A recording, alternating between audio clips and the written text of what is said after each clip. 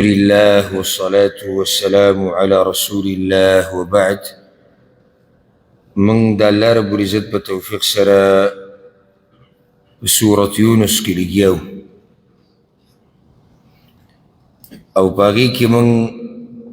یوسل ویختم آیت پوری خبر کریو. وصل الله رب العزت د مشرکانو مبارک وی چې دوی ګورې تا ته غوږ یخودی ای پیغمبره، خو دا کاڼه دي د حق نه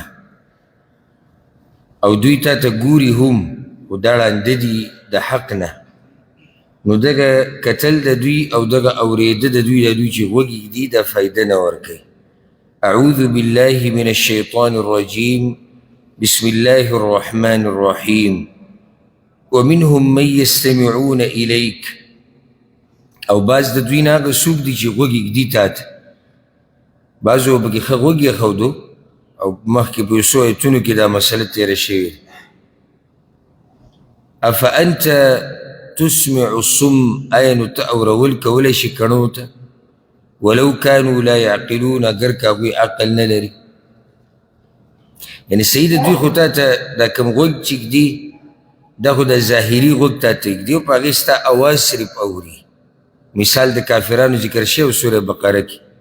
لکه شپنکی چې ګډو بیزو ته آواز کوي نو ګډې بیزې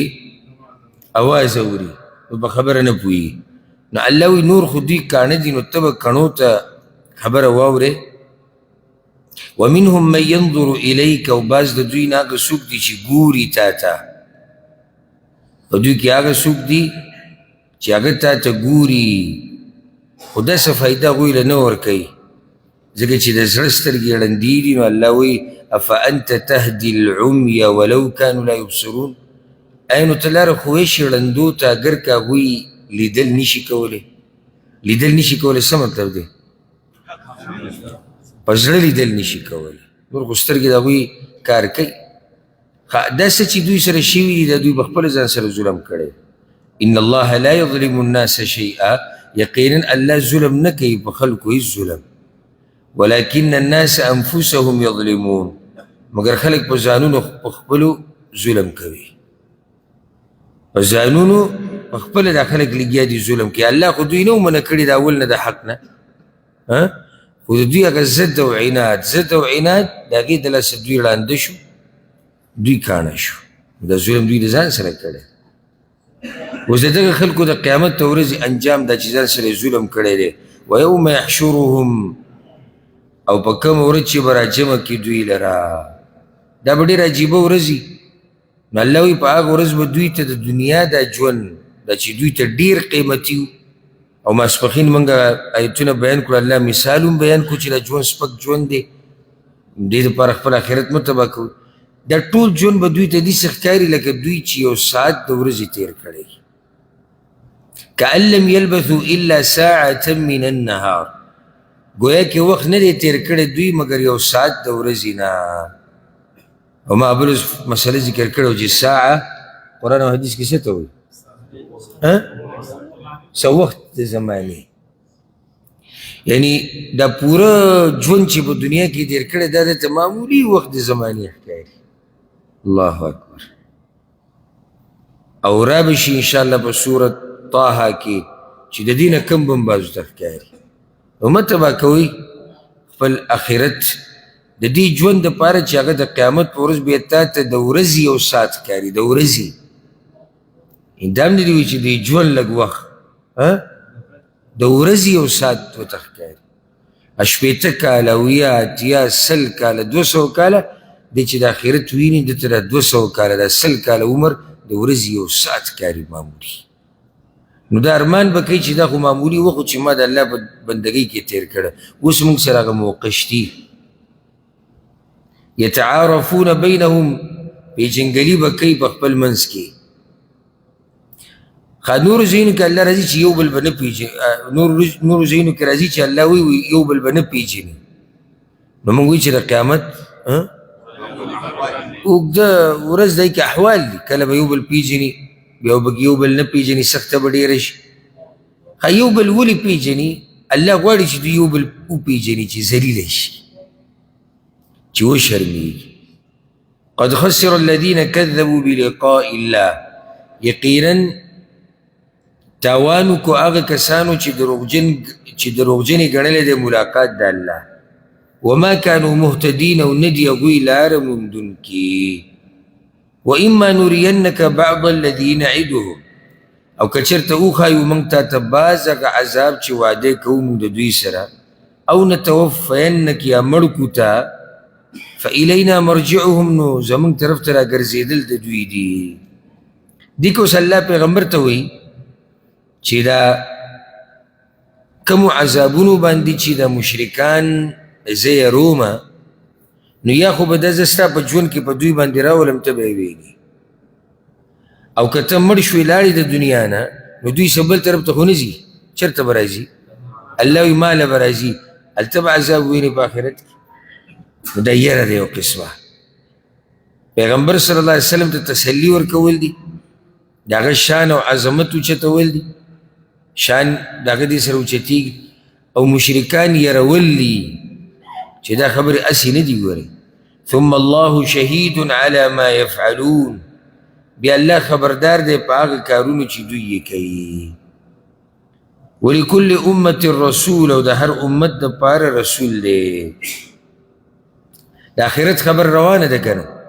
چې الله ګواه دی په هغه څه چې دوی کوي. دا یې تېر شوی آیت کې وکړه. اوس وایي چې پیغمبران به هم ګواهیانې ورکوي په خپل امت باندې. نو ګواه الله هم دی، ګواه پیغمبر هم دی، نو څنګه به ته خلاص شي؟ د هر امت دپاره رسول دی. فاذا جاء رسولهم، نو کله چې راشي رسول د دوی، د څه دپاره به راځي؟ ګواهۍ دپاره. قضي بینهم بالقسط، فیصله به وشي په منځ د دوی کې په انصاف سره. وهم لا یظلمون، او په دوی به ظلم نه کېږي. خو بعضو مفسرینو دلته بل مطلب په بله طریقې سره تفسیر کړی دی. ډېر ایتونه به کې داسې تېرېږي چې هغه درې څلورو طریقو سره د هغې مطلب او وضاحت کېږي، او موږ د وخت د کمي د لاسه هر یو ځای کې تفصیل نشو کولی. دلته بعضو علماو داسې ویلي دي، وایي فاذا جاء رسولهم، نو کله چې راشي رسول د دوی ته په دنیا کې، یعنی د امت ته پیغمبر راغی کوم ځای کې؟ دنیا کې. نو دنیا کې چې کله پیغمبر راغی په دوی حجت قایم شو، اوس به فیصله د عذاب په دوی کېږي. ځکه چې الله دا وخته پورې عذاب نه ورکوي چې څو پورې پیغمبر نه راغلی. خو دا بل مطلب ته واضح دی، ځکه چې باز ته قیامت د دې نه مخکې روان. ویقولون متى هذا الوعد، او وایي دوی کله به دا وعده، یعنی کله به دا قیامت. سوال سړی کوي د ځان پوه کولو دپاره، یو سوال یې د مسخرو او ټوغو دپاره. د دوی دا سوال چې دی د مسخرو دپاره، اصل کې انکار کوي، نه یې مني چې آخرت به راځي. کله به دا قیامت چې تاسو وایئ ان کنتم صادقین، که یې تاسو رښتینه. قل اوایا لا املک لنفسي ضرا ولا نفعا، اختیار نه لرم زه د ځان دپاره د ضرر لرې کولو او نه د فایدې، الا ما شاء الله، مګر هغه چې وغواړي الله. ما ته د دې څه علم دی چې قیامت به کله راشي؟ زه خو د ځان دپاره د فایدې او د نقصان اختیار نه لرم، نو دغه علم ما سره د کوم ځای نه راغلی، مګر هغه چې الله وغواړي اکه فایده او نقصان ما ته رارسي. لکل امت اجل، د هر امت دپاره یو نیټه ده. صبر کوئ د هر څه دپاره یو نیټه ده، که هغه عذاب دی، که هغه مرګ دی، دا شان د قیامت نیټه ده. اذا جاء اجلهم، کله چې راشي نیټه د دوی، فلا یستأخرون ساعه، نو نه به وروستو کېدی شي یو ساعت، ولا یستقدمون، او نه به مخکې کېدی شي. اوس یې الله یری په بلې طریقې سره. قل اوایا ارأیتم، خبر را کوي ماته، ان اتاکم عذابه، که راشي تاسو ته عذاب د الله، بیاتا او نهارا، د شپې یا د ورځې، ماذا يستعجل منه المجرمون، نو څه طریقه ده چې په تادۍ سره به وکړي دا مجرمان. طریقه د څه دپاره؟ عذاب نه بچ کېدو دپاره. اسې دا خبره خو صحیح د مشرکانو له یره ورکوي، خو دا داسې نه دی چې بس صرف د مشرکانو دپاره ده، خبره ختمه شوه. دا موت اتم کېدی شي که نه نشي کېدی؟ کراشي عذاب د الله د شپې یا د ورځې تا سره څه طریقه ده د بچ کېدو څه تا څه یعنې طریقه دې کړې ده څه تدبیر دې جوړ کړی دی څه ذهن کې دې راغستی دي چې داسې به کوم داسې به کوم د یره ورکول دي معنی چې کله د الله عذاب راغی د هغې نه د بچ کېدو څه رو بیا نشتي او دا به راشي انشاءالله سورت هود کې سبا به یې واورئ د نوح علیه السلام په قصه کې چې زوی د هغه وویل زه به د دې طوفان نه غر ته وخېجم هغه ورته یې زوی وی په دغه ورځ غره ته خطه خطه چاله فایده نه ورکوي بچ کېږي د عذاب نه به هغه څوک چې الله پرې رحم کړي نو دا یاده کړئ چې الله رحم په هغه چا کوي چې د هغه تابعداري د هغه خبره اوري که غواړئ چې د الله د عذابونو نه دنیا او آخرت کې بچ شي نو د الله د احکاماتو او د پولو لحاظ کوئ ثم اذا ما وقع آمنتم به آیا بیا کله چې راشي دا عذاب نو ایمان به راوړئ تاسو په هغې په څه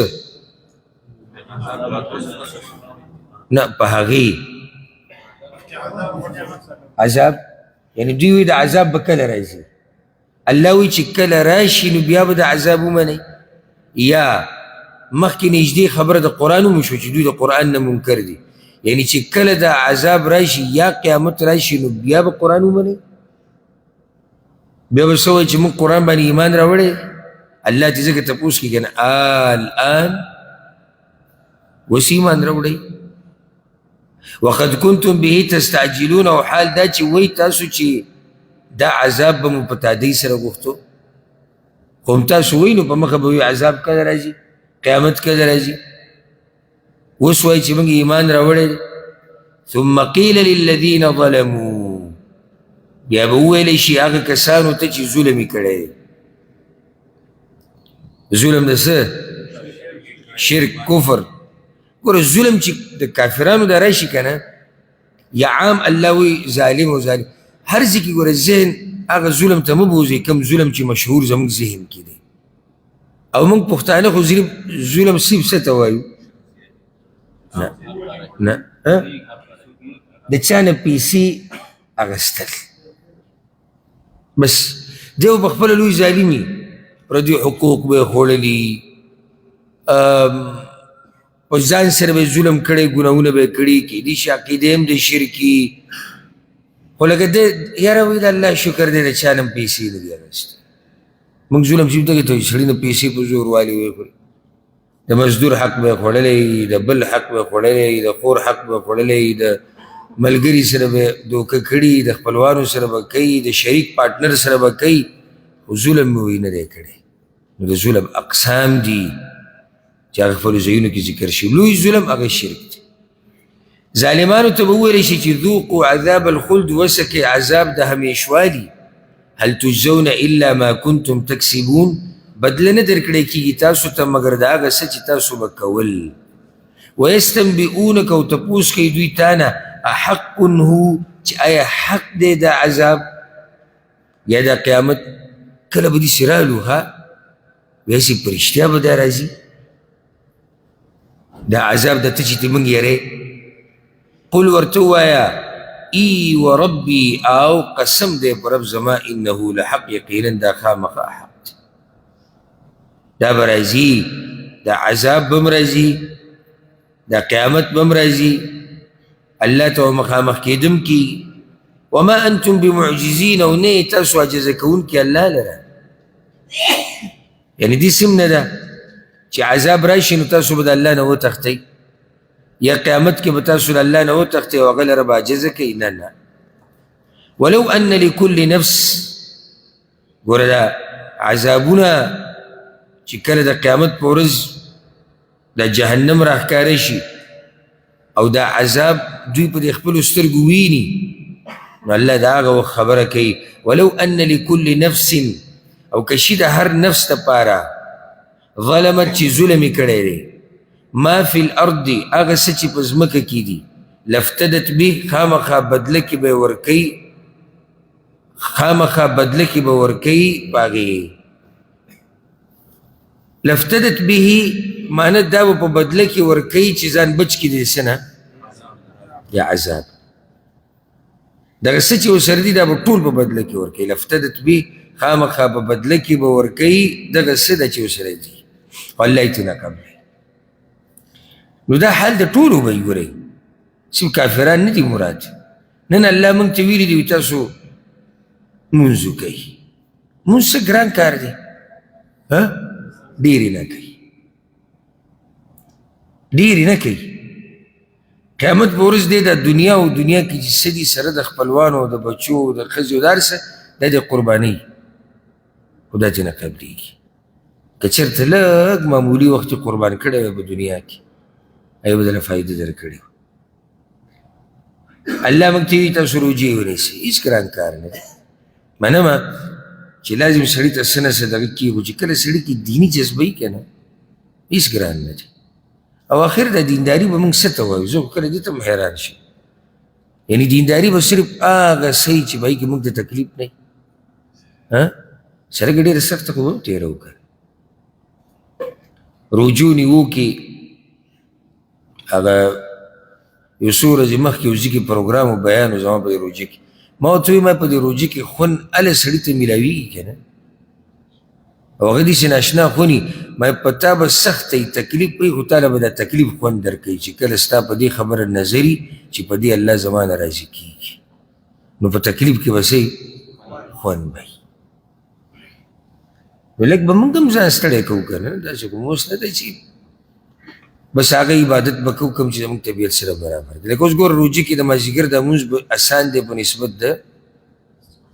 ماسپښین نو موږ به کوم یو کوو عام موږ به کوم کوو موږ به د مازدیګر کوو بیا مازدیګر مانځه نه بعد بیا موږ الله تعالی سوچت کو اوږدې اوږدې دعاګانې کوي الله دا روجې وبخوه او جهنم نه پکې آزاد کړه رو د مازدیګر دا خوب هم ماله مزه راکړه رو د مازدیګر خوب نو بس بیا موږ دې مانځه ته وایو چې الله دې وبخه یو وخت کې خو موږ ته کولې په دې چې زموږ دغه ټیم کې طبیعت برابر و اوس زموږ خوب ته زړه کېږي نو ته داسې کار وکړې چې بخښنه کوه اوس موږ کیسه صرف ماښام ته واړوله نو ماښام ته نږدې و بیا موږ اوږدې اوږدې دعاګانې کوو نو که ټیکهدار راته وایي چې وختي راوځئ ماښام لمونځ لاړ دا ګورې زه مسخره نه کوم ټوغه نه کوم دا زه حقیقت وایم ګورې دا حقیقت دی دا زموږ دینداري ده زه تاسو ته شیشه ښیم چې موږ پکې ځانونه وینو ماښام لمونځ زموږ نه لاړ بیا موږ دعاګانې کولې چې الله بس برکتي شپې دي موږ پکې د اور نه آزاد کړه تراویح خو موږ ته ټیم نه میلاویږي ځکه چې هلته وي کار دی د هغې موږ ته څه ترتیب نه برابر واپس چې رالو کار نه یو منډه پېشمنۍ کته بره تاجود په هغې کې ټیم کوم ځای کې برابرېدو او هم سهار بانګ نو سهار لمونځ وبه یې کونو ځکه چې دې پکې موقع برابرېږي خو که چېرته دې ټیم کې په ما خوب زورور شو نو بیا سهار لمونځ ته هم زه دا وایم چې ما ته بښنه کوه ځکه زه کار نه ستړی راغلی وم او ما پېشمنۍ وکړو نو بیا ما سره دومره انتظار هغه طاقت نه و نو ته خفه نه شي تا به بیا بل څه ټیم وکړو بیا موږ اوده شو هغه ماښام مازدیګره پورې داسې ځان له به جواب ورکړو لا خو قیامت نه دی راغلی چې الله تپوس وکړي په دې عمل سره به الله ته مخامخ شو دا لوبه نه ده هسې که بیا زموږ پکې طبیعت برابر شو او څه دغه پکې جوړ شو نو د لمونځ نیم ګنجایش بیا کېدی شي ګنجایش پکې بیا کېدی شي د هغه وخته پورې چې څو پورې زه په دنیا کې نه یم مصروفه شوی او څو پورې زما طبیعت نه یې ګډوډ شوی دینداري خو هله مزه کوي چې ستا طبیعت ګډوډ یې وکړي ستا تا ته تکلیف یې ورته کړي رب العالمین دا خپل بندگان ویني چې دا بنده په ما څومره مین دی خوب دی خرابوي دنیا ته پکې نقصان دی رسوي په بدني تکلیف دی کوم ملګري موږ سره دلته ناستي هغه ماسپښین نه بیا دغه اولني رمضان نه بلکې د اول دورې سره لازم سړي ته تکلیف وي کله سړی په ملا دړ شي، کله په خپو دړ شي، کله په خوله وچه شي، کله ګردو باندې دړلی شي. ستاسو څه خیال دی چې الله د هر څه ویني او موږ د روژې په خوله یو څومره صبر راکوي چې دا بندګان ماته ناست دي. او د دې ځینې چې موږ لاړ شو، دا تاسو دې لپاره هم چې خوشحالي امید د دې ځینې چې ما ورته لاړ شو په داسې حال کې چې سړی ستړی شوی، شونډې وچې، طبیعت ګډوډي، او ځکه روژه ماتي ته نږدې ته الله تعالی سجد کوي چې الله ما وبخه. د دې سړي په دعا کې او د دغه سړي په دعا کې به فرق ای ده چې د ماښام ته نږدې راپاڅېدو یا د مازدیګر ته، څه فرق به وي که نه؟ یو شی دی، فرق به وي ګډ. خبره مې دا کوله چې الله وایي که دا ظالم په بدله کې ورکوي د قیامت په ورځ هغه څه چې په ځمکه کې دي دا ترېنه قبلېږي. واسروا الندامه، او پټ بکی خفګان یا پښیمانتیا، لما رأوا العذاب، هر کله چې وویني دوی عذاب لره ارمانونه به کوي خو پټ پټ، پښیمانه دی خو پټ، خفه دی پټ. ځکه ولې پټ؟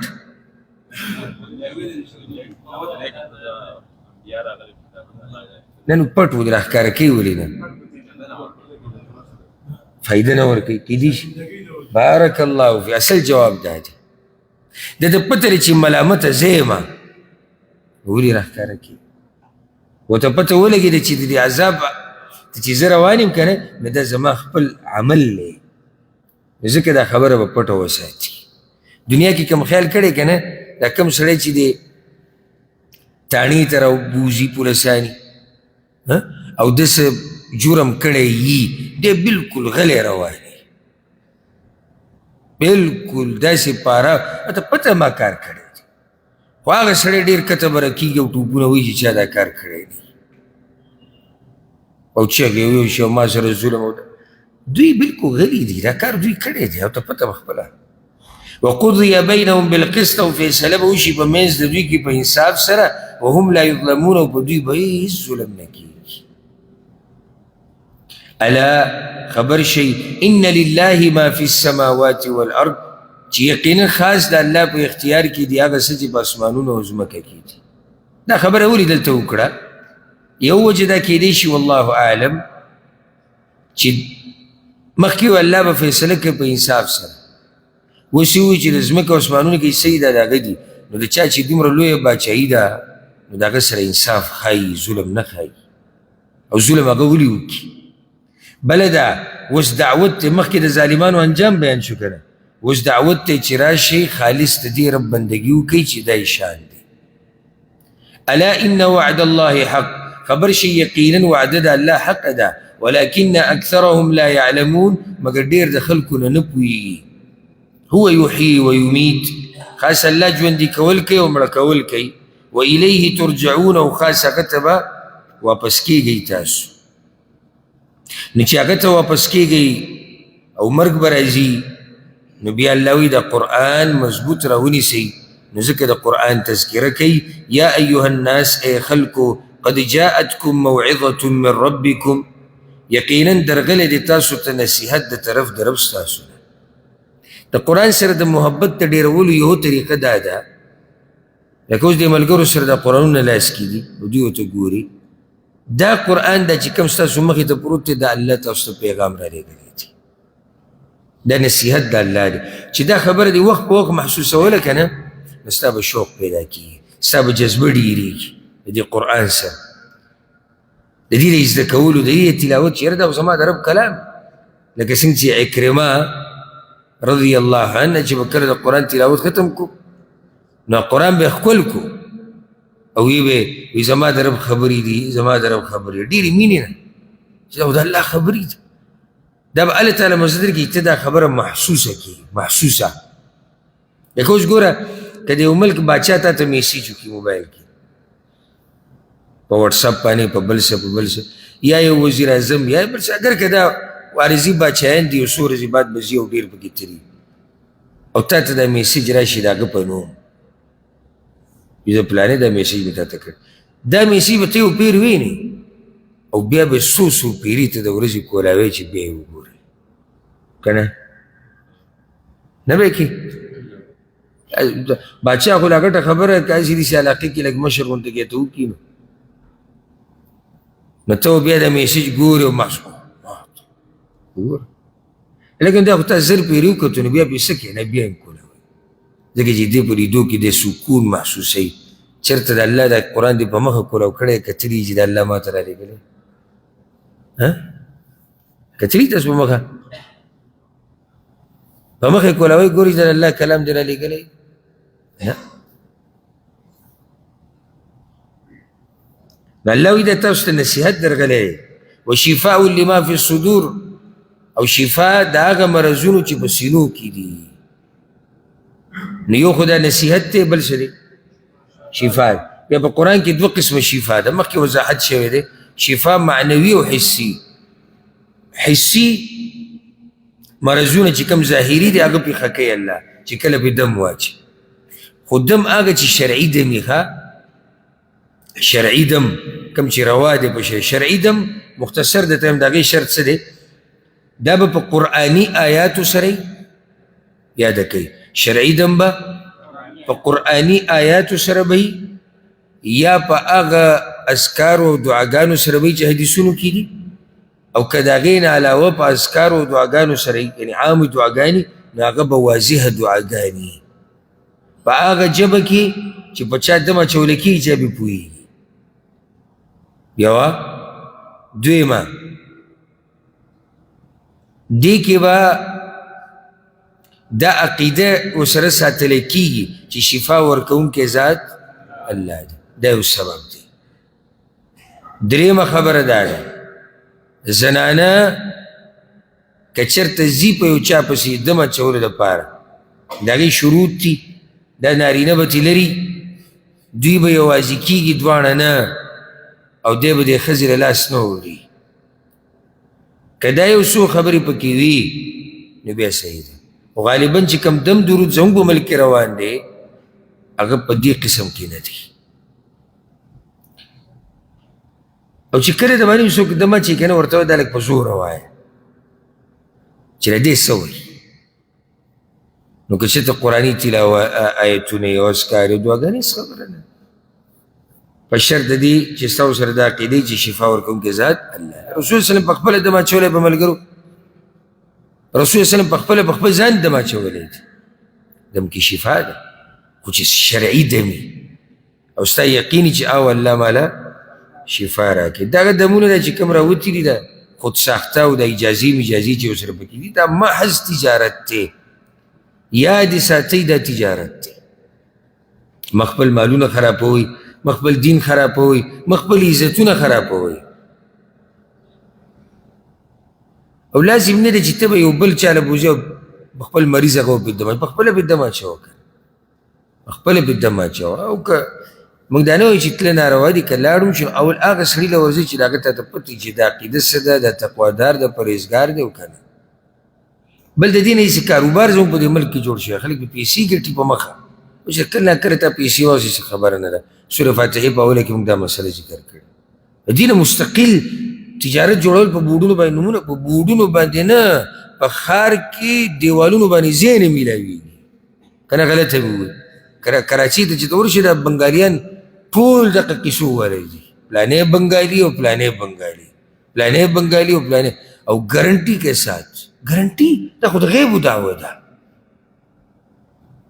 ګارنټي د غیبو دعوه ده وی زمونږ سره جی بنګالی دی عامل او هغه بچي ورکوي ګارنټي کے ساتھ یعنې تا له به علاج کوي او د علاج به صحیح دا خو د غیبو دعوه نه ده خو یاران ورماتي او بیا چې کله وروسته او سره جاښه وکړي بس بیا شروع کیږي په جاهلي پسې ورغلي او اصلي رانه خطا نو اصلي به کي او ټول جاهلي ناست دي دغه قصو کې اصلي لکه یو سړی وایي زه ورغلی وم په ظالم پسې خو هغه جاهلي و هغه اصلي ظالم زما نه ورک شوی نو ظالم دی که اصلي دا دوکهباز دي که اصلي دي او که دیسي دي د نیوو پورې اصلي دی، د نیوو نه بعد څه دی بیا جعلي دی او دیسي دی. الله دې زموږ په حال رحم وکړي. او دغه خلکو ته ترقي ده، دغه خلکو ته چې دی زموږ په علاقو کې او په ملکونو کې امن دی، دغو ته څه مشکل نشته. مشکل هغه چاته دی چې څوک حق بیانوي چې نه بندګي به یوازې د الله کې او د دې قصو نه به ځان لرې ساتي، دې ته مشکل دی.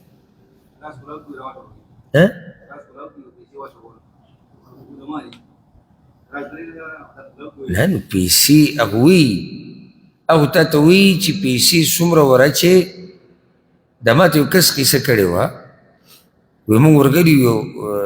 دربار ته په پنجاب کې، نو چې موږ ورغلو چې ډبې مبې پروت دی، دوی چاته وایي نه چې دې ته پیسې ورکړه. دا بل سیاست دی، موږ ورغلو نه وایو. اکثر دا دمونه چې دی مو زه لله فی الله لګیا یم او دا مخ نه پته لګي. الله مؤمن له فراست ورکړی سړي د مخ نه هر څه کوي. دا بعض ما ته وایي زه لله فی الله زه مخ ته وګورې ملیکو دې کډه کړې ده چې الله دپاره کې. نو دا ډبې یې داسې ایښودی دی، نو وایي چې موږ داسې راوتو، دوی چکر له ورغلو کنه خو دا ځای کتو چې دا څه قصه ده څه نه. وایي چې موږ داسې راوتو، وایي موږ ورته چې دا ډبې راته خو پته نه وه چې دوی دا کیسې نه مني.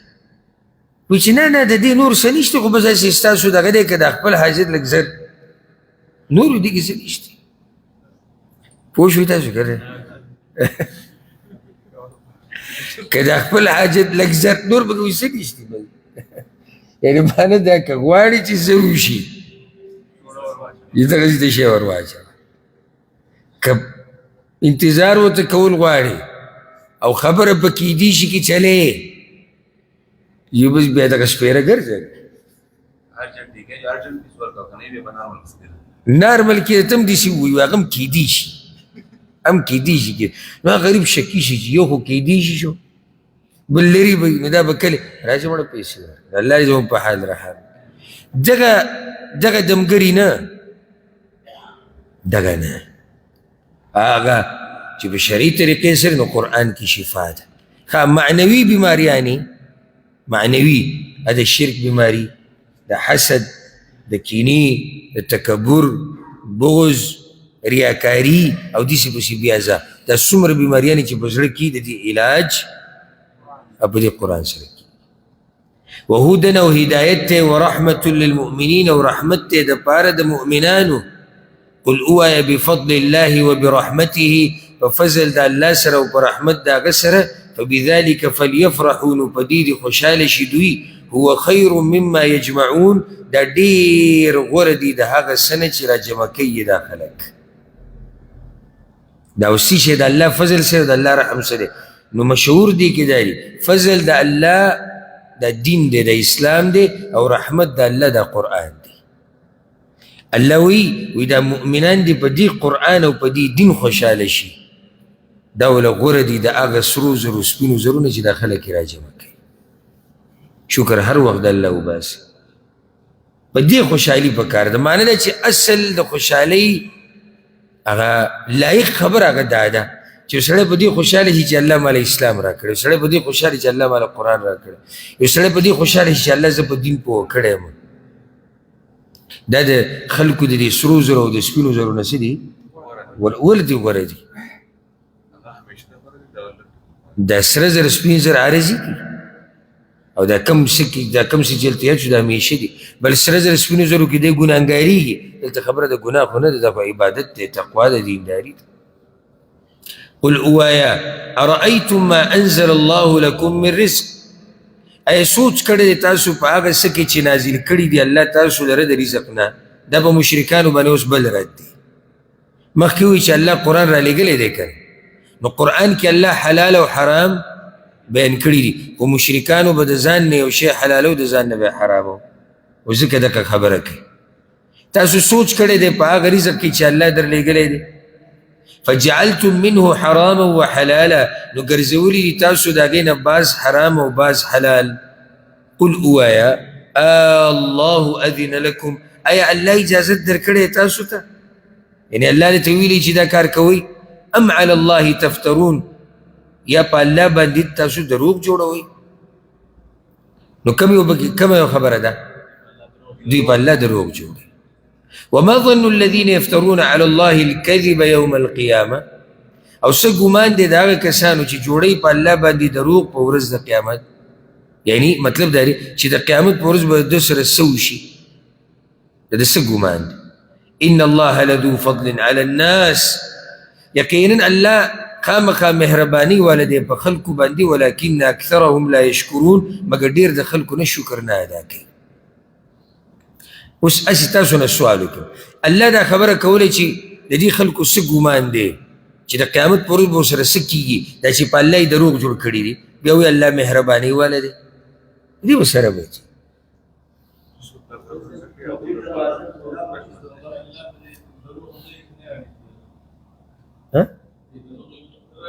یو دمې نه رانیسي، کېدی شي دا هم د الله یو فضل دی چې موقع وله ورکوي. بل که دوی واپس شي الله ته هغه مهربان، دا خو صحیح ده. دې کې ښه جواب هغه دی خو د سوچ نه بعد الله وایي دوی د ځان نه یو شی حلالوي او د ځان نه حراموي، حالانکه الله وایي زه مهربان یم په خلکو باندې، ما یو کتاب را لېږلی دی، خبره مې واضحه کړې ده. نو د الله چې په قرآن کې او یا د پیغمبر په ژبه حلال او حرام واضح کړي، دا د الله مهرباني ده. خو ډېر خلک الله وایي شکر یې ادا نه کړو، څنګه چې په دې کې ګوتې ووالي، د ځان نه پکې حلالول کوي او د ځان نه پکې حرامول کوي. وما تكون في شأن، او نه ته په یو حال کې، وما تتلو منه من قرآن، او نه لولې ته د الله د طرف نه څه قرآن، ولا تعملون من عمل، او نه کوئ تاسو څه عمل، الا كنا عليكم شهودا، مگر یو موږ په تاسو باندې حاضر یا خبر. اذ تفیضون فی، کله چې ورننوځئ په هغې کې، دا د الله شان دی. ګوره ورته دا واورئ او بیا خپلو ګناهونو ته وګوره. الله پیغمبر ته وایي ته چې په هر حال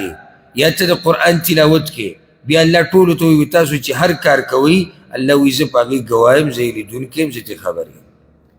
د الله دې علم ته وګوره. وما يعزب عن ربك من مثقال ذره، او نشي پټېدی ستا د رب نه په اندازه د ذرې، فی الارض ولا فی السماء، په ځمکه کې او نه په اسمان کې، ولا اصغر من ذلك ولا اکبر، او نه وړوکی د دې نه او نه لوی د دې نه، الا فی کتاب مبین، مګر په کتاب ښکاره کې دي. یعنې د هر څه د الله په علم کې دي، د الله د علم نه بهر نه دي. اوس تاسو دا ووایئ چې د کوم رب نه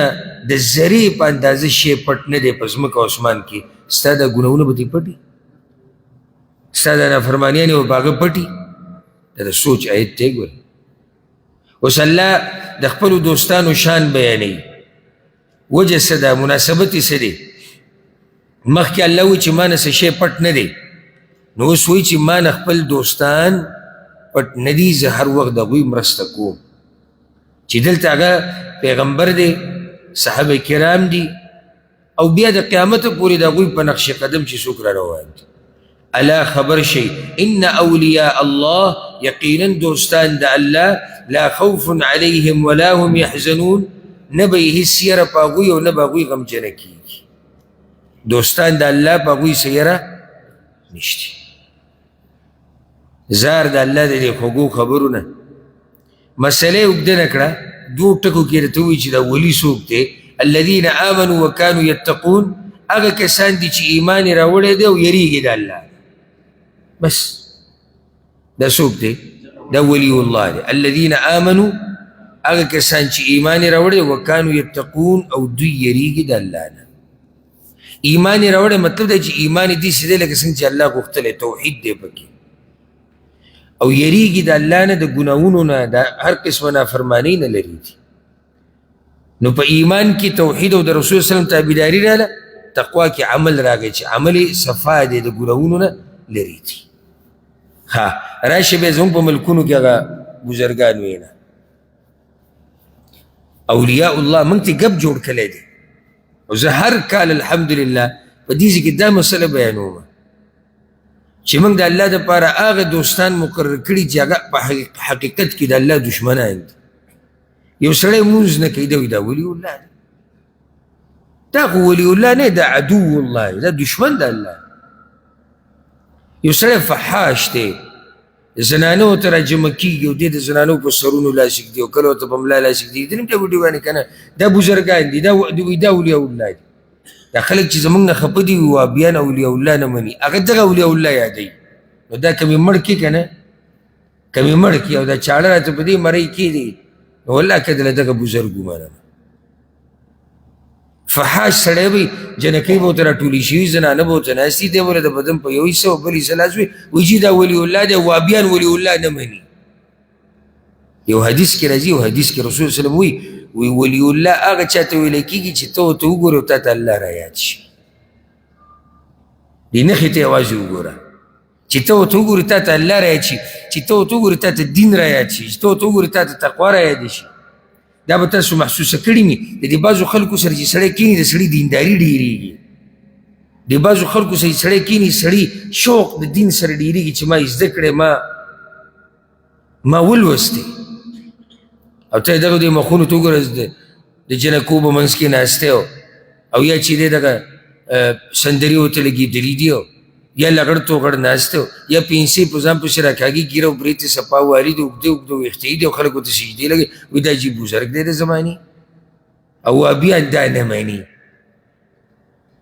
زمانه م اولیاء الله شروع د رسول وسلم نه وکړه هغه د اولیاء امام دی بیا د نور انبیا بیا د صحابه کرام او بیا د دې وخته پورې بیا قیامته پورې چې څومره نیکان خلک دي موږ هغو ته اولیاء الله وایو که موږ یې قدر کوو موږ یې احترام کوو خو دغه نه منم ما تاسو ته دا خبره کړې یاده ته که نه عیسایان موږ ته وایي دوی عیسی علیه السلام نه مني وایي که نه وایي که موږ یې منو که نه منو نو بیا هغوی ولې وایي چې دوی نه مني هغوی وایي زموږ د منلو په شانې نه مني موږ ورته د الله زوی وایي دوی ورته د الله زوی نه وایي دغه شان دا مقلدین رونه زموږ نه خفه دي وایي تاسو امامان نه منئ موږ یې نه منو منو یې خو داسې یې نه منو لکه څنګه چې دوی منو چې هره خبره د امام داسې لکه د پیغمبر خبرې پېښه دغه شان دا یاران موږ ته وایي دوی بزرګان نه مني اولیاء الله نه مني موږ یې منو خو داسې یې نه منو چې څنګه تاسو منئ او دغو ته موږ اولیاء الله نه وایو دا تاسو چې ورته اولیاء الله وایي دا مسله واضح شوه که نه ولیاء الله بل الله مؤمن له فراست ورکړه پوهه ورکړې زما دې په الله قسمي چې د بعضو خلکو سره میلاو شي که نه د سړي د روح خوشحاله شي دا زړه د سړي خوشحاله شي دومره هغه په مخ کې نوري دومره هغه په خبرو کې خوند دا به نه ولې غونته کې به ناشي دا مچان به بنګېږي را بنګېږي هر څه پکې هر څه پکې کوم صفات چې درته ووایي تا لږ ووایي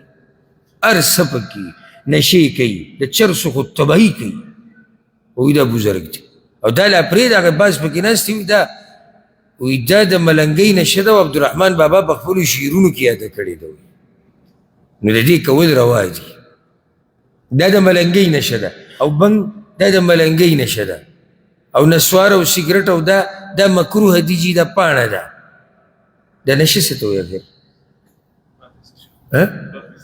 دا ایس نوی راوتی دی کېدای شي دې کوم څه قول را پیدا شي دا به کېدای شي دا د مالدارانو نشه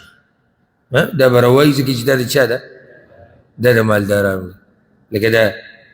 هغه مصر هغه یو مفتي چې فتوا ورکړې وه وایي سګرټ غریب له حرام دی مالدار له جایز دی خو وایي داسې هم نه دی دا چې ما په خپله اورېدلي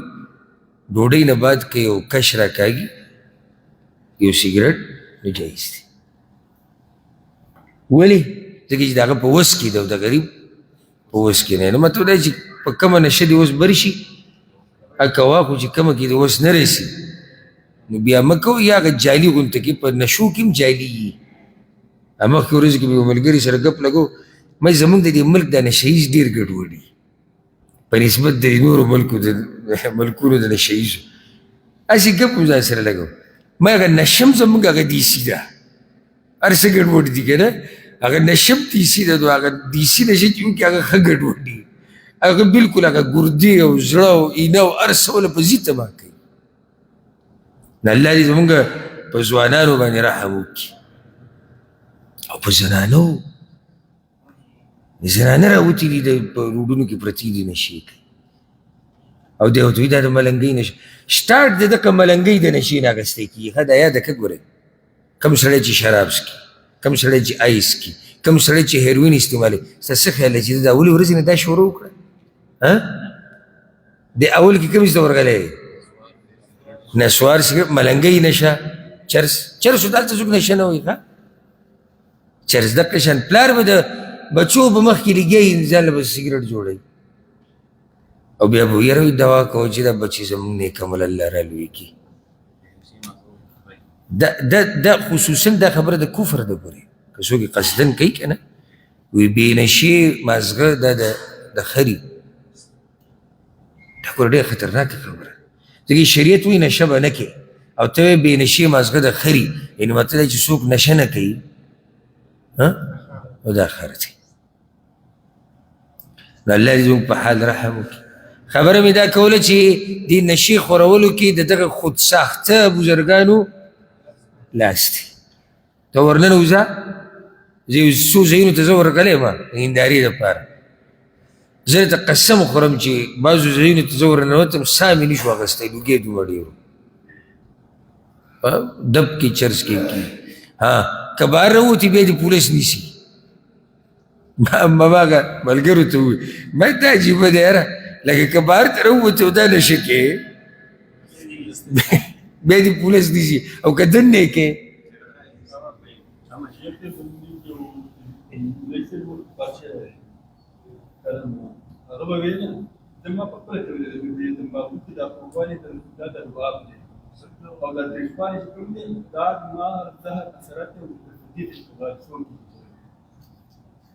دا اوس نوې مسله واورئ. ښه دوی چې زموږ علاقه کې مولوي صاحب دا خبره کړې ده، عام سړي نه ده، چې په نسوارو کې چې را کوم خوږوالی دی دا پکې د رسول الله وسلم لاړې مبارکې دي، او په دې کې چې کوم تریخوالی دی نو دا هغه زهر و هغه خوند دی. ابوبکر صدیق له چې ټک ورکړه، هغه مار چې ابوبکر صدیق له په غار ثور کې هغه ټک ورکړه.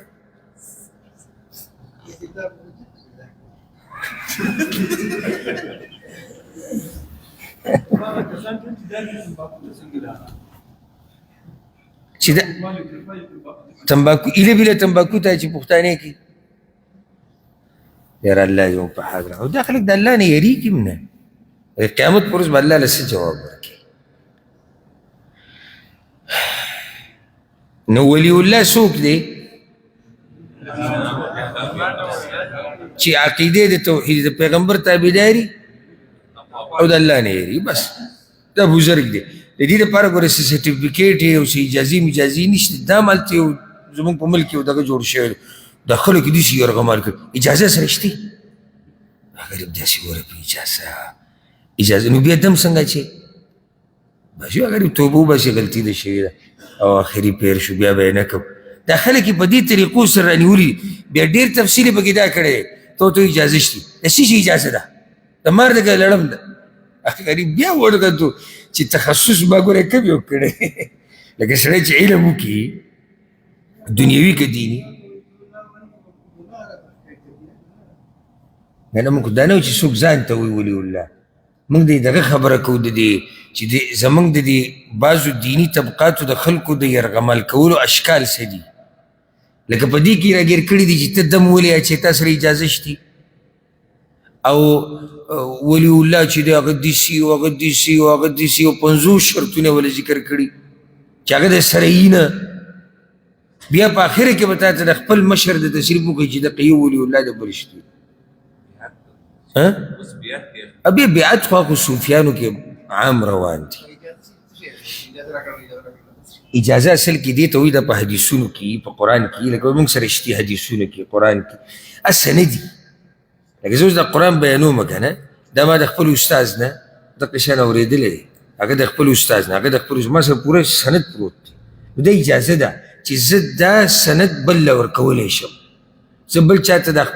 چاته ویلی شم چې ته ځان پیوس که ما پورې، نو آخر به موږ ټول ورسو رسول وسلم ته.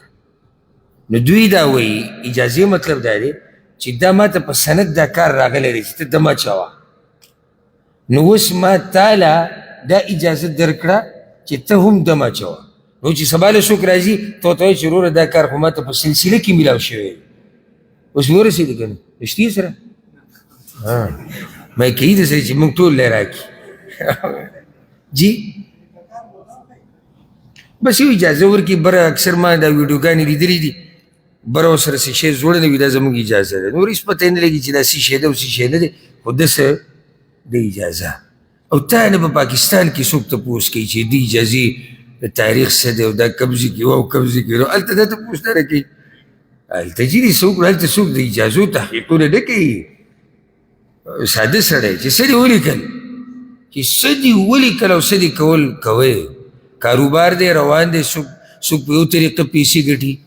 څوک په بله طریقه ګټي الله دې زموږ په حال رحم وکړي لهم البشرى فی الحیات الدنیا وفي الآخرة د دوی دپاره زیري دي په ژوند دنیوي کې او په آخرت کې د چا دپاره د دې اولیاء الله دپاره زیري په دنیا کې څنګه دي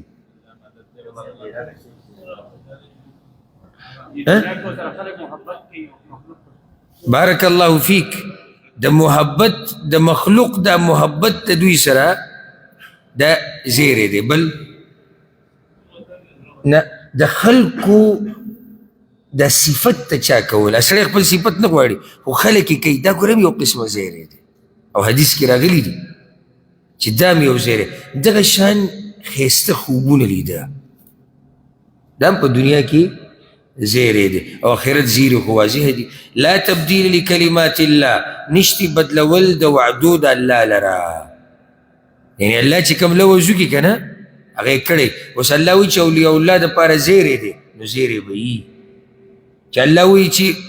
د چا دپاره عذاب دی بیا به عذاب وي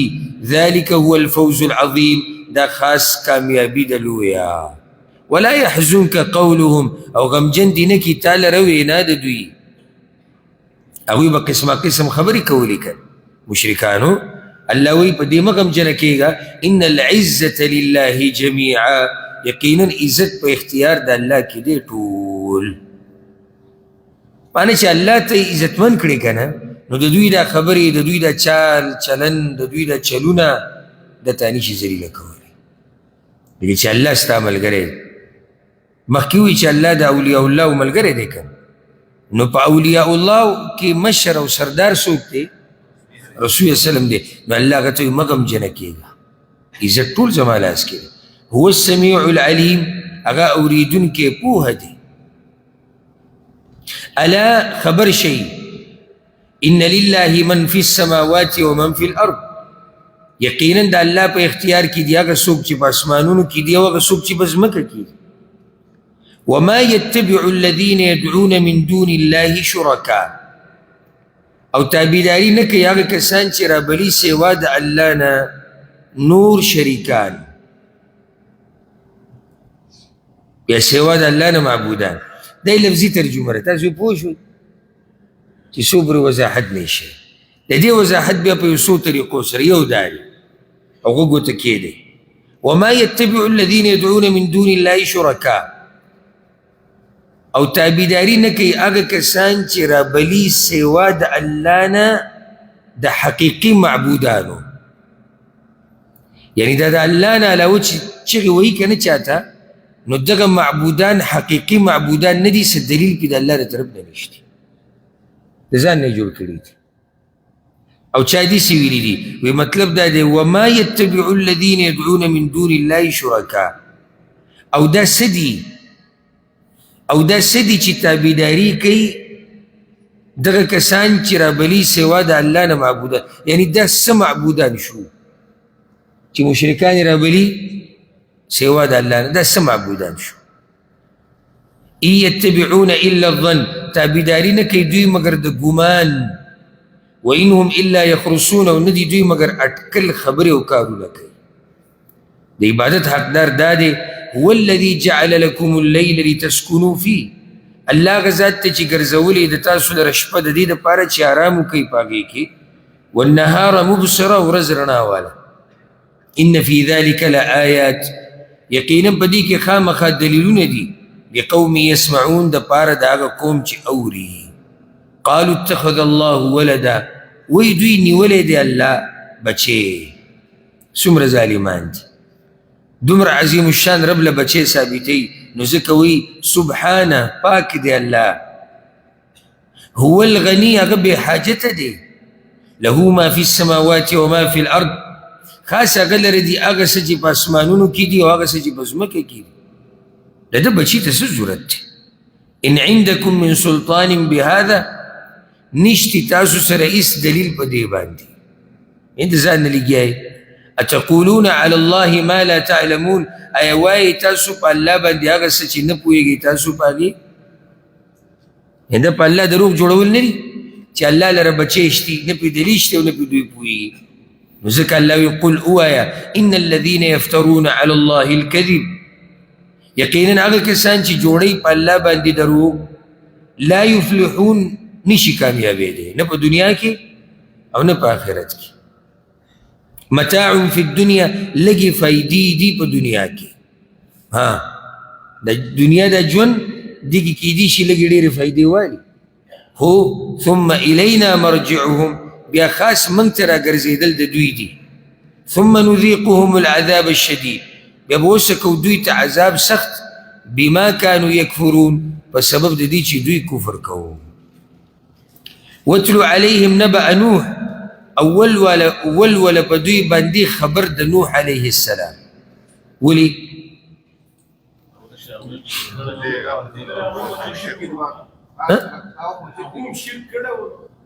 هغه هم شرک کړی، نورې بل چا نه دی کړی.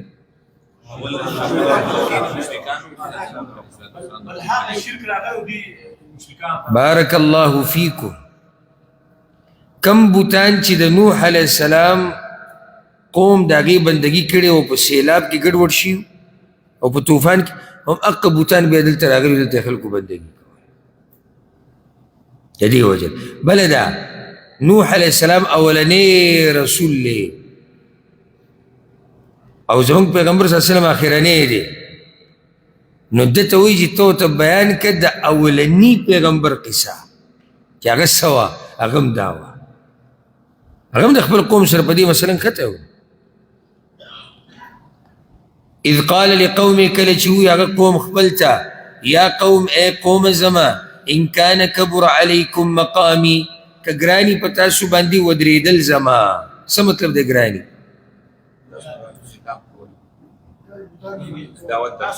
که تاسو بد ګڼئ، دا مطلب دی.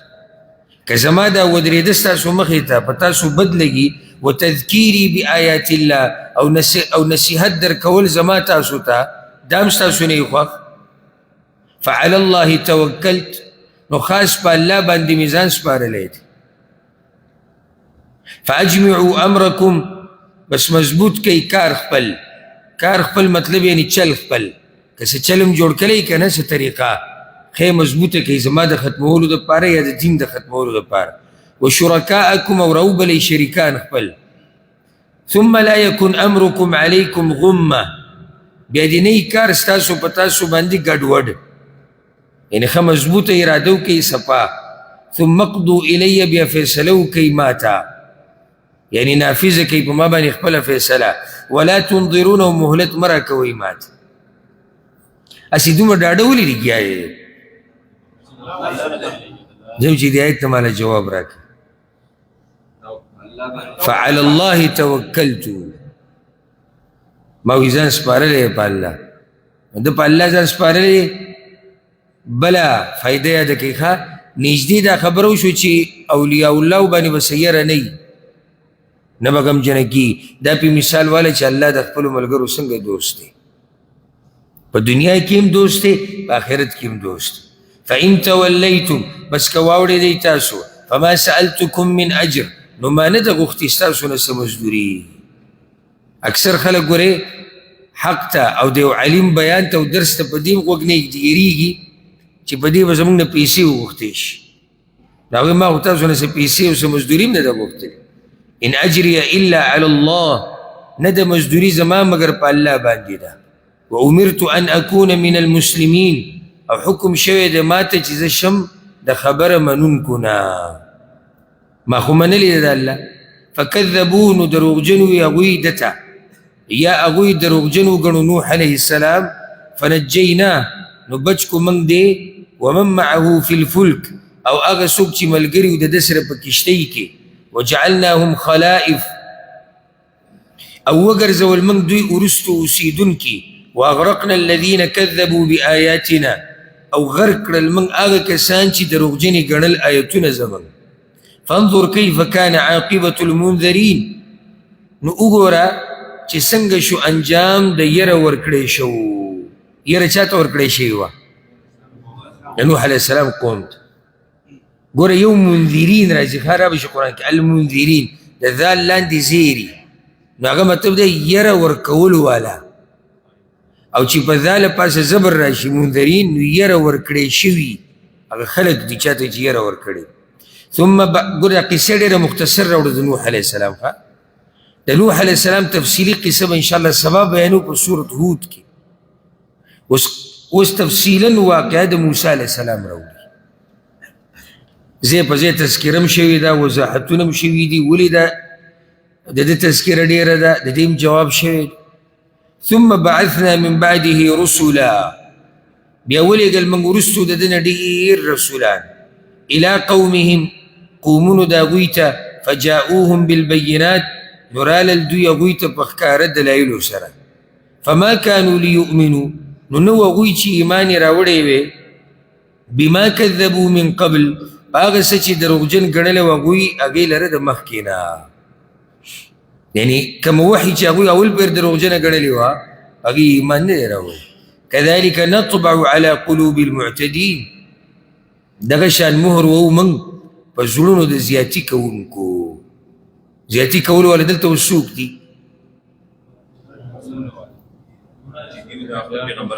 بارک اللہ فیک دا چی پیغمبرانی دروغجن کردی دا پاگوی ایمان نده راوڑ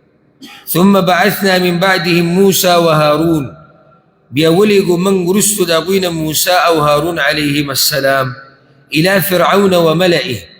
فرعون وغتان دا قوم داغتا بآياتنا بآياتون اخبروا سرا فاستكبرون ليوك داغوي وكانوا قوما مجرمين وهو قوم مجرمان فلما جاءهم الحق من عندنا وهركل چراغ يغويت حق دا طرف زمننا چاہتا فرعونیانو تا فرعونیان یعنی فرعونو دا قطع بیدار ہر کلی چوتا حق راگے قالوا یا گوی ان هذا لسحر مبین یقینا دا خامخا جادو دے احکارا قال موسى موسى عليه السلام اتقولون للحق لما جاءكم ایا وائی تاسو پا بارد حق ہر کلی چراغ تاسو تا السحر هذا ایا جادو دے دا ولا يفلح الساحرون او نشي کامیابی دے جادوگر یعنی جادوگر خدا اللہ دشمن دے سنگ تاسو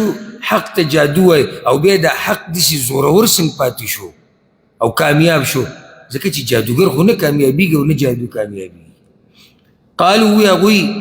اجئتنا لتلفتنا عما وجدنا علیه آباءنا ای راگل ایتا منگتا دید پارا چی واڑے منگ دا حاغ طریقین چی مندری دی منگ پاگے باندے پلاران خبل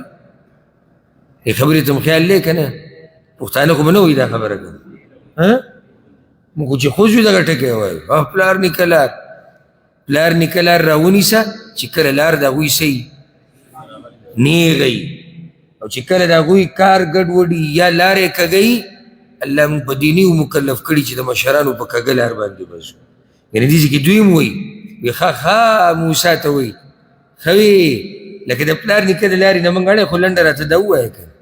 وتکون لکم الکبریاء فی الارض او شي تاسو دواړو لره مشري په ځمکه کې اصله فرعون دومره خبیث و ښه د دې خلکو را ګرمولو دپاره یې دا ووایي وی ښه لکه ته اوس دا خلک د پلار نیکه د لارې نه اړې د دې سره په جاهلانو کې غیرت راغی او دویمه باچایي غواړي صحیح شو یعنی ته دا غواړي چې لکه د دې خلکو نه د ځمکې والي او بس ته به یو ستا رور به یو مزي به دې سره جاهلان ښه راګرم شو دا د باطل پرستو طریقه ده چې همیشه دوی عوام دقه شان ګمراه کوي وما نحن لکما بمؤمنین او نه یو موږ تاسو لره یا تاسو دواړو لره خبره منونکي وقال فرعون ائتوني بكل ساحر عليم او اوی فرعون راولی ما ته هر جادوگر پوها جادوگر به راولی خو جاخه به نه راولی ښه پوهه جادوگر به راولي معنی ده چې سړی ښه یریدلی دی فرعون یریدلی دی نو ځکه وایي جادوګر خو پوهه جادوګر دا قصه بل زموږ بیان کړې وه سورة الاعراف کې هلته تفصیل شی او بیا به هم ځای په ځای راځي فلما جاء السحره نو هر کله چې راغلل جادوګر قال لهم موسى ووایي هغوی ته موسی علیه السلام القوا ما انتم ملقون غزار کې هغه چې تاسو یې غزارونکي نو داسې شوي ده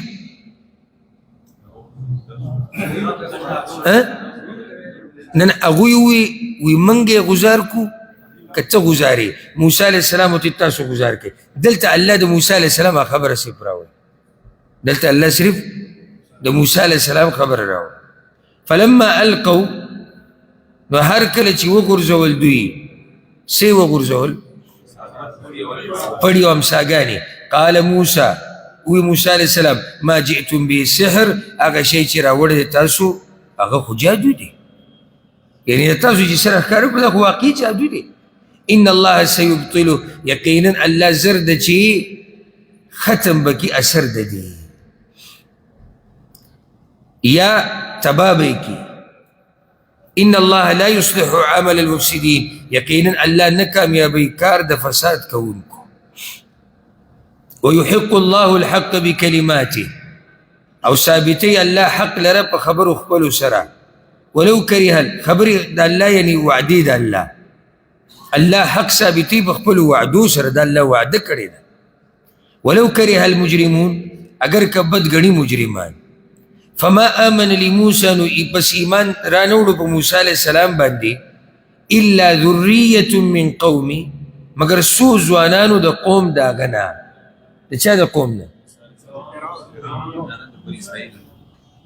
د بني اسرائیلو نه او بل قول سره فرعون قبطیان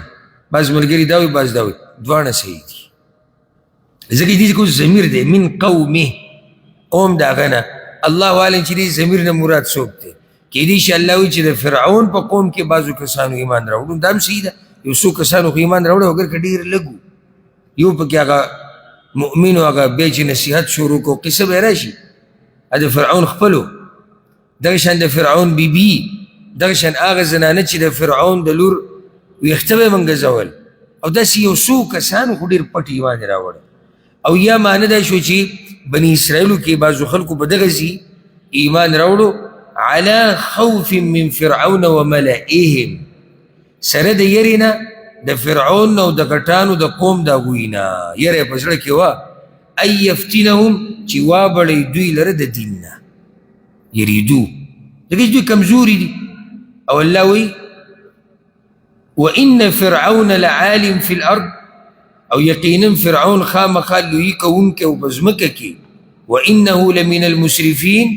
او یقینا دی خامخا د زیاتي کوونکو نه و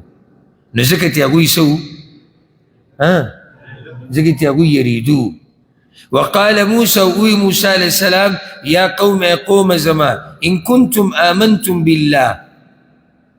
کچېرې تاسو ایمان راوړئ په الله باندې فعليه توکلوا نو خاص په هغه ځان وسپارئ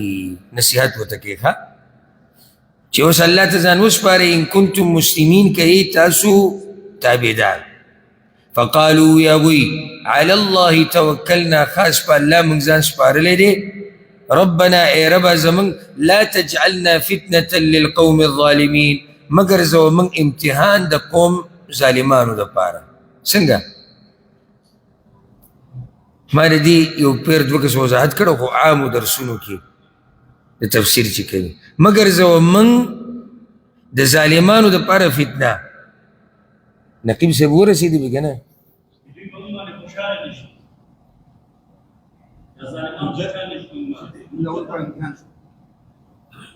نو زه هم دقه تا خو ما دقه ترجمه وکړه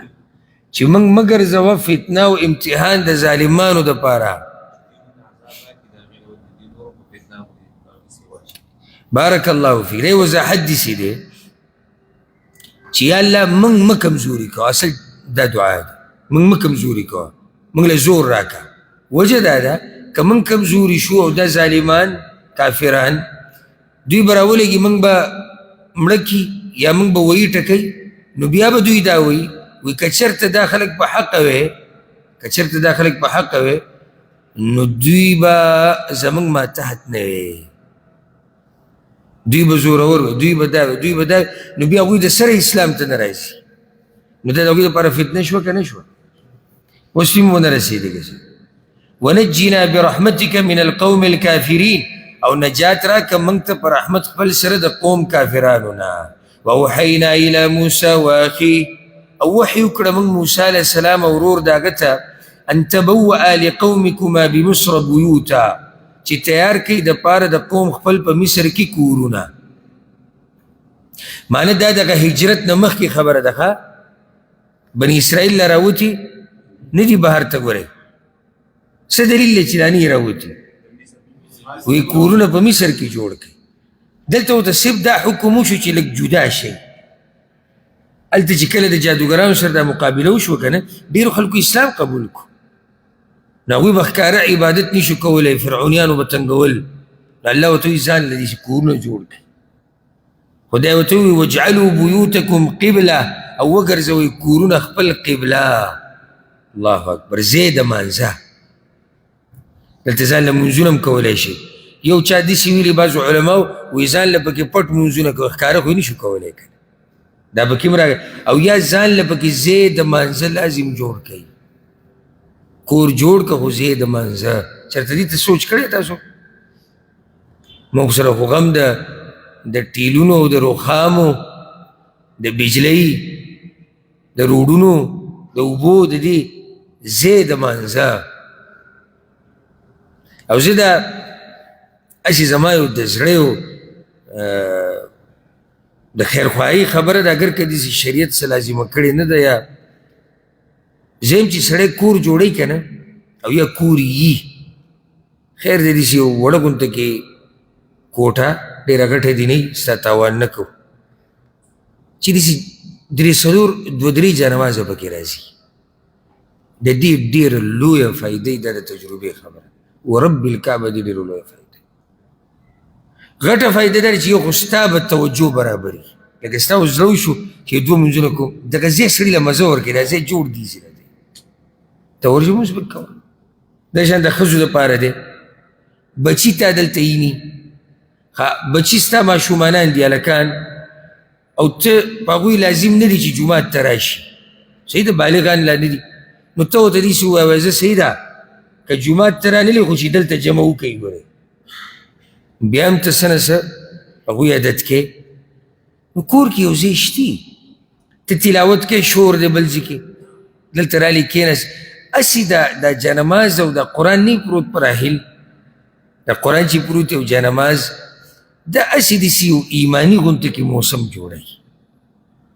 نو دلته موسم برابري دا چې ته اوس ناستې په بیټک کې یا د وړو په منځ کې یا د ښځې خوا کې او قرآن تلاوت او موبایل هم دی او مونځ دا هغه داسې نه کېږي څنګه چې دغه ځای نو په دې کې ډېرې لویې فایدې دي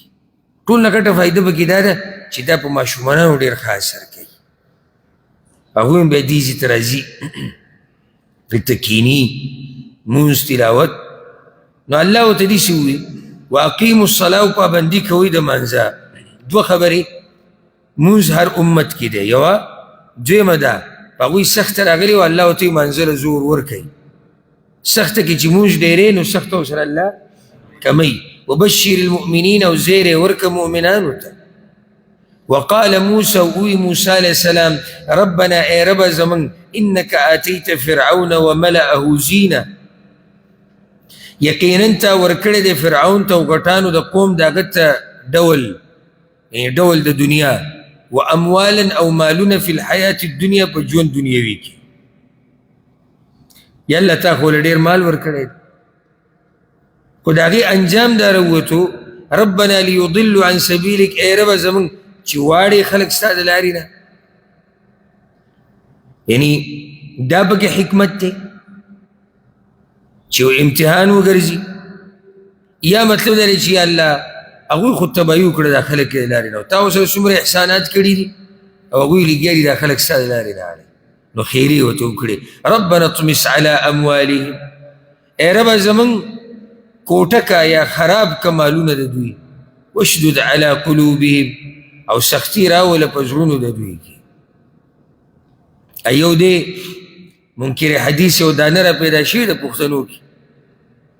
مخکې ورځو کې په دعا پورې خاندل وي دا دعاګانې او خیري دا نشته په شریعت کې او دا د ښځو کار دی ودیځ کې به څه وایو دا دعا څوک کوي موسی او هارون علیهم السلام ها او عنوان سره بهر من صرف قرآن منو چې هغه مستند کتاب دی او من دا ولې دا څه کېږي دا قرآن نه دی نو یاد کوي بیا یې درته وایم بیا یې درته وایم چې کوم سړی حدیث نه مني دی قرآن نه مني او څوک چې قرآن نه مني دی حدیث نه مني دا یاد کوي دا خبره ځان سره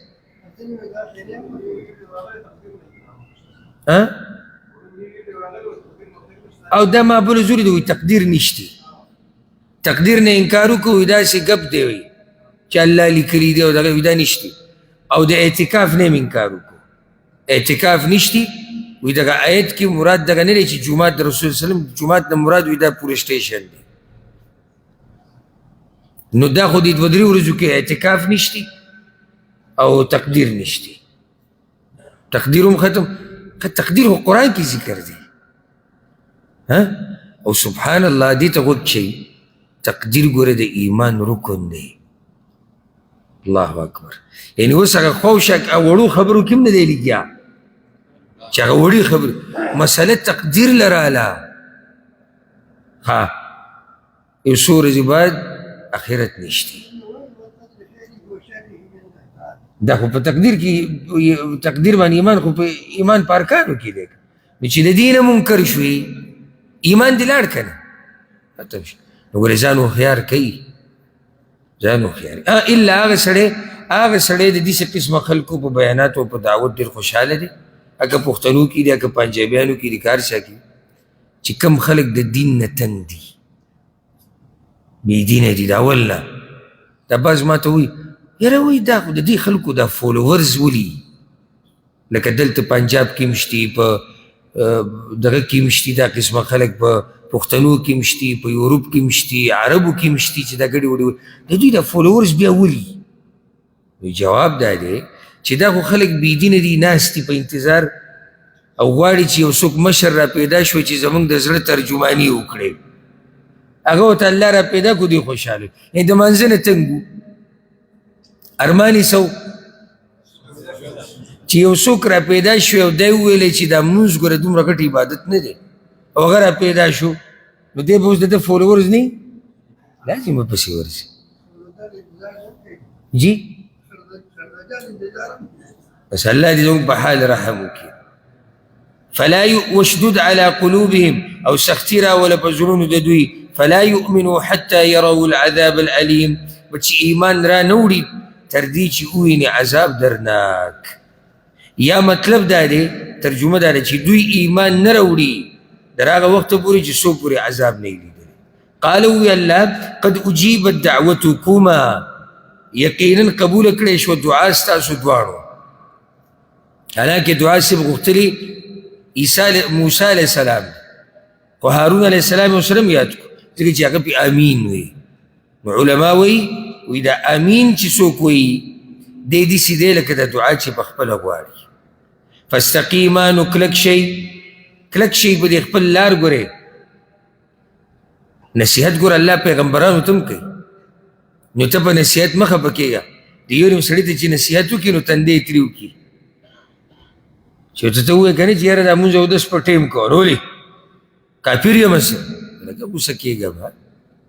مطلب دا دی چې دا مونځ اودس په ټیم کوه یعنی نور هم احتیاط کوه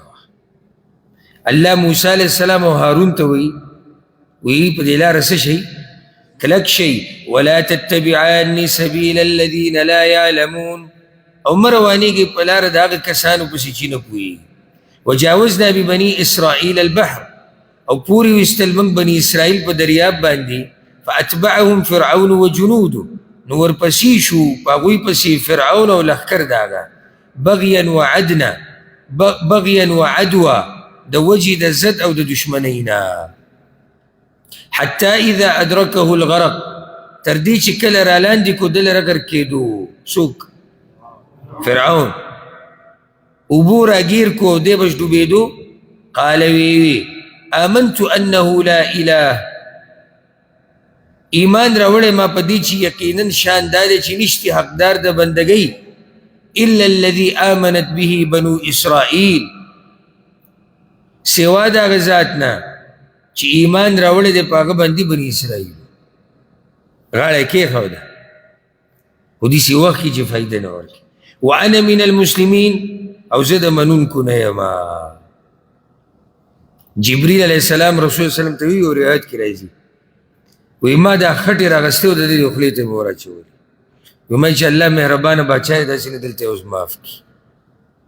دا دومره لوی کافر دی. الان وس صرف دا ټکی نه دی، ډېر د سوچ او د حکمتونو نه ډک. وس څه مطلب دی؟ وس ایمان راوړي. وس چې مرګ دی ولیدو او چې عذاب دی ولیدو او چې حقیقت دی ولیدو، هغه حقیقت چې کوم موسی علیه السلام بیانو چې اخرنی انجام د متقیانو دی چې هغه دی ولیدو. وقد عصیت قبل، او یقینا نافرمانی دی کړې د مخکې د دینه. وکنت من المفسدین، او ویته د فساد کوونکو نه. فالیوم ننجیک ببدنک، نو نن ورځ بچکو بدن ستا. لتكون لمن خلفك آیه، د دې دپاره چې شي ته دپاره د هغه چا چې وروستو دي ستا نه نښه د عبرت. څوک؟ بني اسرائیل. نه فرعونیان خو ده سره لاړو. نه مراد تی بني اسرائیل کوم چې هغه طرف ته وړېدلي دي بس. نو دا بدن د هغه د فرعونیانو دا بدنونه د اوبو په سر ګرځي. وی کله چې بني اسرائیلو ته وویلی شو که نه چې فرعون تباه شو، نو دا دومره زورور خلکو دا فرعونیان او دومره ظالمان، هغوی نه منله. رب العالمین دا بدنونه د هغوی د اوبو د سر ته راوپېچول چې دا دي. هله د هغوی زړه مطمئن شو. فرعونیان ظالمانو که نه؟ فرعونیان موږ ډېر ظالمانو او ډېر زورورو. نو بني اسرائیلو هله یقین وکړو چې کله دوی د اوبو په سر ودرېږي، ځکه الله دغه بدن له نجات ورکړو صرف دغه وخته پورې. وان کثیرا من الناس عن آیاتنا لغافلون، او یقینا ډېر د خلکو نه د آیتونو زموږ نه خامخا بې پروا دي. ولقد بوأنا بني اسرائیل مبوء صدق، او یقینا ځای ورکړی و موږ بني اسرائیلو ته ځای مزیدار. هغه ځمکه د شام و د فلسطین ډول الله ورکړه. ورزقناهم من الطیبات، او رزق ورکړی و موږ هغوی ته د پاک شیزونو نه. وګوره د هغوی دې ظلم ته. فما اختلفوا حتی جاءهم العلم، نو اختلاف ونه کړو هغوی تر دې چې راغی هغوی ته علم. یعنې اختلاف یې وکړو سره د علمه. بني اسرائیلو ته څومره پیغمبران راغلي، څومره کتابونه، بیا اختلاف پکې جوړ کړو. ان ربک یقضي بینهم یوم القیامه، یقینا رب ستا به فیصله وکړي په منځ د دوی کې په ورځ د قیامت. فیما کانوا فیه یختلفون، په هغه څه کې چې دوی په هغې کې اختلاف کوو، دا فیصله به الله کوي. فإن كنت في شك مما أنزلنا إليك، نو که ته په شک کې د هغه کتاب نه چې نازل کړی دی موږ تا ته. پیغمبر خو شک نه کوي، خو دا الله هر اوریدونکي ته وایي او هر چا ته وایي. وایي که تاسو شک کیئ په دغه کتاب کې کوم چې موږ نازل کړی، که خیال مې دا خبره په آخره کې بیا قرآن ته راتاو شو، یعنې صورت کې منځ کې ځای په ځای د قرآن خبره شوې ده. وایي که ته په شک کې د هغه څه نه چې موږ نازل کړي تا ته، فاسأل الذین یقرؤون الکتاب من قبلک، نو تپوس وکړه د هغه کسانو نه چې لولي کتاب مخکې ستا نه. څوک دي دا؟ یهود و نصارا. د دوی نه تپوس وکړه که نه، چې هغه ته ووایي چې ستا تذکره د هغوی په دې کتابونو کې ده، د دې قرآن تذکره د هغوی په کتابونو کې ده. لقد جاءک الحق من ربک، يقينا درغل تا حق د طرف درب ستانه فلا تكونن من الممترين نمكي قد شك ونكنا ولا تكونن من الذين كذبوا بآيات الله او مكي قد آغا كسانو نچي دروغجني غنلي دي آياتنا دا الله فتكون من الخاسرين نشيب دا تاوانيانو اصل كده نسيات چاته دي طول امت دي طول امت دي إن الذين حقت عليهم كلمة ربك لا يؤمنون يقينا اغا کسان چې ثابت شوی د پاغوی باندې فیصله د رب ستا ایمان نه راوړي فیصله کومه وه فیصله د عذاب یا تقدیر کې لیکلی شوي دي چې دوی ایمان نه راوړي نو هغوی ایمان نه راوړي ولو جاءتهم كل آیه اگر که راشي هغوی ته هره نښه حتى يروا العذاب الأليم تر دې چې ویني هغوی عذاب درناک سورت په آخره کې د یونس علیه السلام د قوم قصه الله رب العزت ذکر کئی یونس علیہ السلام او داغه پنوم باندې دا سری دا سورت دی ذکر دیتا سورت یونس ولیکی یونس علیہ السلام اللہ دی سے قوم تلے گلو سرپا سلاکو اغوی اوله کې د خبره نه منله نین والا عقیدې ته لېږلی اوله کې د خبره نه منله نو دې ته خفه شو غوسه شو لا موږ خبره مختصر ذکر کوو باید مګي خېټې ته ولیدو او دوی ویرول وایي زه دنه لاړم او د عذاب انتظار کوئ زه دنه لاړم الله وایي هغه هم نه وه په کار چې زما د اجازت نه بغیر تللی رب العالمین په امتحان کې واچو چې د مګي خېټې ته لاړ نو دوی چې کله دا یونس علیہ السلام لاړ کنه دا قوم ویرید زړه کې یره راغله بعض علما لا دا وایي مفسرین وایي سنه نښې د عذاب ولیدي لکه دا سیلۍ به ډېره چلېده دا وریځې داسې تکې تورې شوې سنه څه دوی ولیدو ویرېدو نو ټولو په یو ځای ایمان راوړو صرف دغه یو قوم دی چې په یو ځای ایمان راوړی دی او هغه یونس علیہ السلام ودلته الله وایي چې ولې د هغه د قوم په شان ایمان نه راوړی کېږي یا ولې د مشرکانو نافرمانه د هغه د قوم په شان نه کېږي ها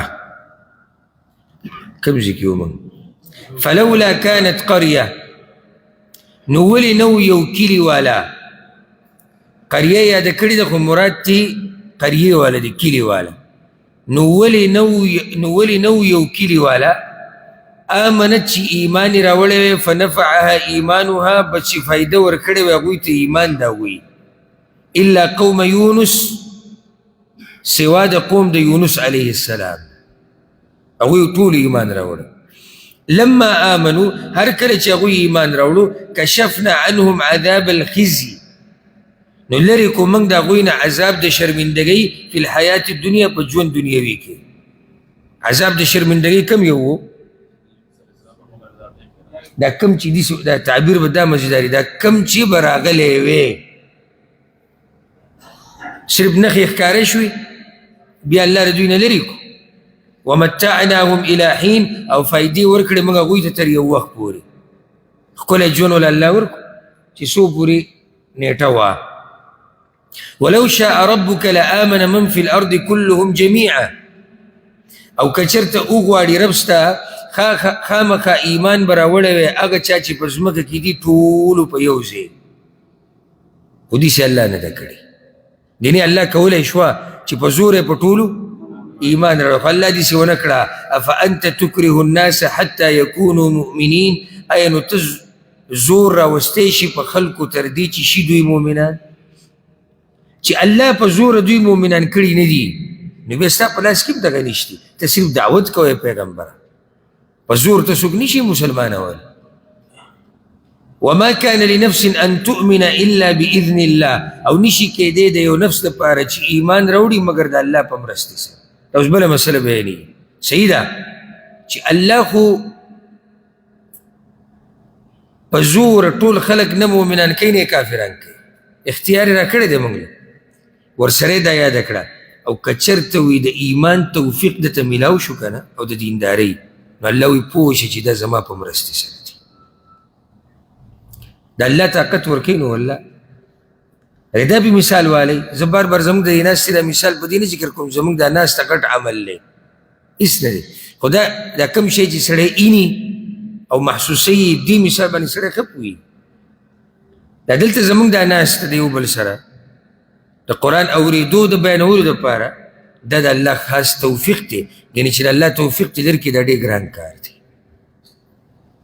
او تپوس یې د هغه چا نه وکړه چې څوک یې کولی نه شي و دا څنګه کار دی یعنې زموږ دا حاجي صاحب محترم الله دې دوی په ژوند کې برکت واچي دغه حاجي صاحب محترم یو څو نور داسې مشران موږ سره ناست دي